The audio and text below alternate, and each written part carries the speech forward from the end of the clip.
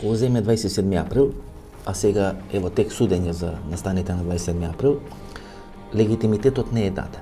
Целата таа постапка не е на еден легитимитетен начин спроведена. Тала Џафери не е избран со легитимитет, нема ни записник, нема ни процедура. Не ни знаеме колку гласале за него. Врз база на избор на Тала Џафери избор на владата на Зоран Заев.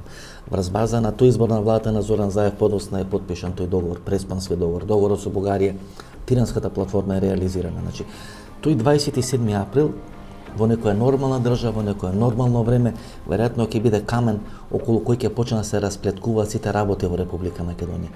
Значи, све што е нелегитимно направено, влече свој нелегитимитет, барем во оваа фаза од тој 27 април 2017 година. Да не говориме за рамковниот договор, кој што е на сила направен, иако член 1 вели дека ништо не сме на сила да биде правено и така натаму. Територијалната подоба 2004 година и така натаму и така. Значи, многу потемкинови села во Република Македонија.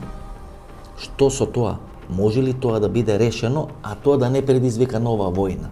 Дали не се премногу далеко однесени или отидени работите за ние да имаме каква таква надеж дека можеме барем дел од тие работи да поправиме? Па верувајте, веќе дали ќе има војна или ќе нема војна, не зависи од македонскиот народ.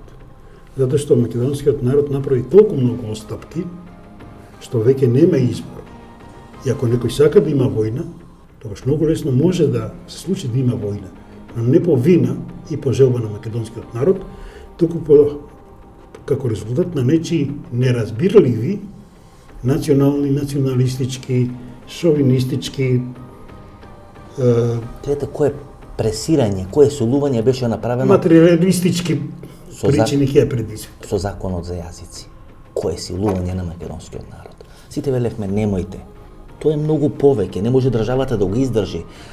Не само финансиски, не може воопшто да го издржи во едно делчево или не знам во едно пехчево да може да се обрекат албанците кои се таму во моментот на свој мајчен јазик во судството, во администрацијата, во општинската администрација така натаму.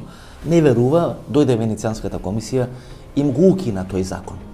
Но ние претходно едно 6 месеци, 12 месеци бевме брутално силувани, значи дека тоа мора да се направи, дека тоа услов да станеме членки на НАТО и на Европското унија така натаму. Значи сите апели кои ги кажувавме дека тоа може да донеси до констернација, до конфликт во македонското општество, никој не ги слушаше. Разговаравме со и не само што не ги слушаше, туку и претеше. Да. Да речеме Бујар Османи. Рече ако не се донесе ова и ова, тоа беше скоро. Ке има тоа и тоа. Ке има тоа и тоа или ќе се вратиме 2001 година, значи ќе се вратиме во војна. Се заканува на цела. Значи самата власт и тоа срстена власт прети и тоа за евроинтеграција. Прети дека ќе има нова војна, дека има нова. А ние си го поставуваме прашањето дали македонскиот народ ќе предизвика војна. Па македонскиот народ веќе нема избор. И дали ќе има војна или ќе нема војна, нагласувам уште еднаш. И за тоа стојам со целиот свој морален и интелектуален интегритет. Не зависи од македонскиот народ.